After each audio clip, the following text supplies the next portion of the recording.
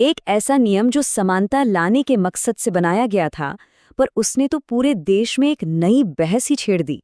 आज हम इसी के बारे में बात करने वाले हैं। तो चलिए सीधे मुद्दे पर आते हैं। बात है 29 जनवरी 2026 की।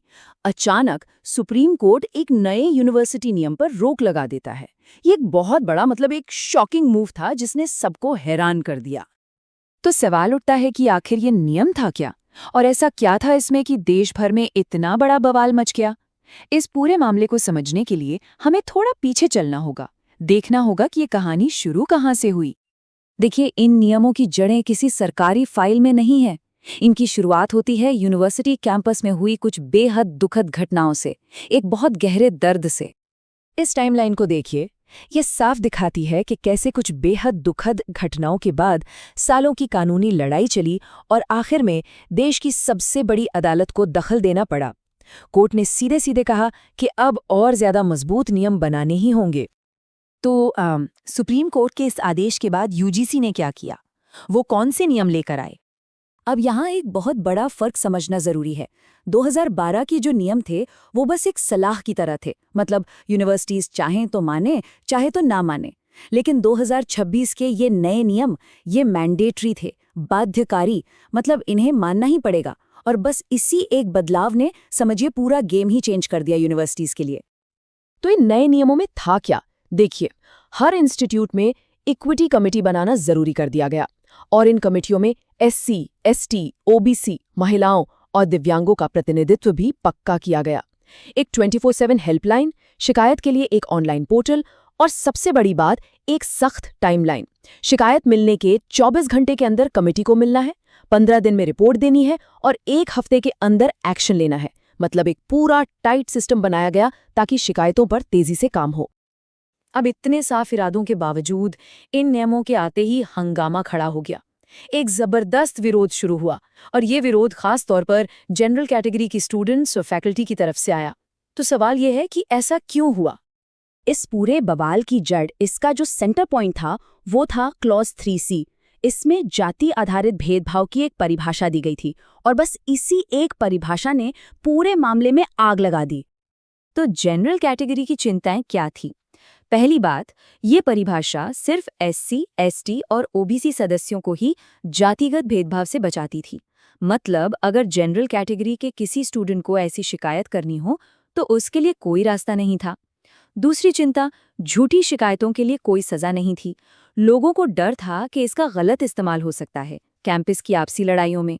और सबसे बड़ी बात, इससे एक ऐसी धारणा बन रही थी कि जुल्म करने वाला हमेशा जनरल कैटेगरी का ही हो सकता है।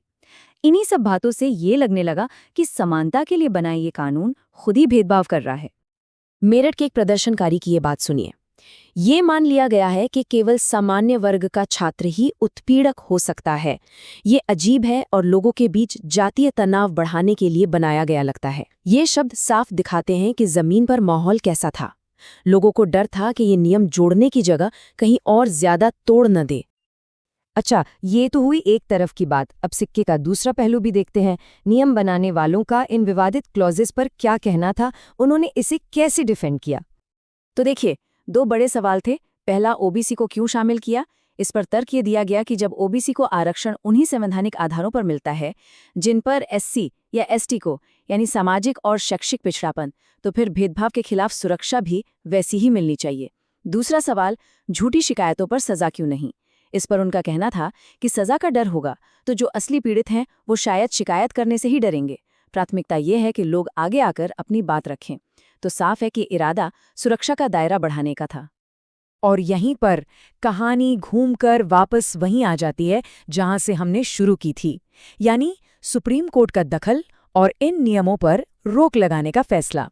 सुप्रीम कोर्ट ने इन नियमों को प्राइमा फेसी वेग, यानी पहली नज़र में ही अस्पष्ट माना और कोर्ट ने एक बहुत बड़ी चेतावनी दी। उन्होंने कहा कि इससे खतरनाक नतीजे हो सकते हैं और समाज में बंटवारा बढ़ सकता है। मतलब कोर्ट की चिंता सिर्फ कानूनी बारीकियों को लेकर नहीं थी, बल्कि समाज पर इसके असर को लेकर थी। चीफ जस्टिस सूर्यकांत की ये बात सुनिए जो उन्होंने संभावित अलगाव पर कही। क्या हम उल्टी दिशा में जा रहे हैं? हमें एक जाति विहीन समाज की ओर बढ़ना चाहिए। भगवान के लिए कृपया ऐसा न करें। ये शब्द अपने आप में बहुत कुछ कहते हैं। ये दिखाते हैं कि कोर्ट को कितना गहरा डर था कि जिस खाई को पाटने के लिए ये नियम बने, कहीं वो खाई और चौड़ी ना हो जाए। तो कोर्ट ने किया क्या? उन्होंने सिर्फ नियम रद्द नहीं किए, बल्कि एक रास्ता भी दिखाया। पहला, 2026 के नए नियमों पर रोक लगा दी।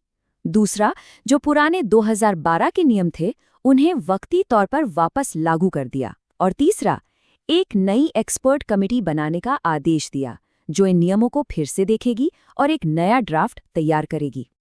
मामले की अगली सुनवाई 19 मार्च 2026 को होनी है। तो फिलहाल ये मुद्दा बस टल गया है, सुलझा नहीं है। और यूनिवर्सिटीज और स्टूडेंट्स सब एक तरह के कंफ्यूजन में हैं कि आगे क्या होगा। ये पूरा मामला एक बहुत ही बुनियादी और मुश्किल सवाल खड़ा करता है। सवाल ये है कि समाज के कमज़ोर वर्गों को ज़रूरी सुरक्षा देने और सबके लिए बराबरी के सिद्धांत के बीच एक सही संतुलन कैसे बनाया जाए। ऐसा कैसे हो कि हम सामाजिक बंटवारे को और गहरा किए बिना कैंपस में सच्ची समानता ला सकें। ये एक ऐसा सवाल है जिसका जवाब हम सबको मिलकर खोजना होगा।